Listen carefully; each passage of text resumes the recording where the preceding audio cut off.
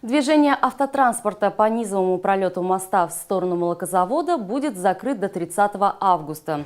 Здесь запланированы ремонтные работы. Движение будет организовано по верхнему пролету моста. Напомню, длина Сидоровского моста составляет 200 метров. Он был построен еще в 1980-е годы. С тех пор его ни разу не ремонтировали. Реконструкция пройдет в 2 этапа. В этом году заменят балки колесоотбойники, отремонтируют половину моста в направлении аэропорта Бегишева. А уже в следующем году будет реконструирована его заездная часть.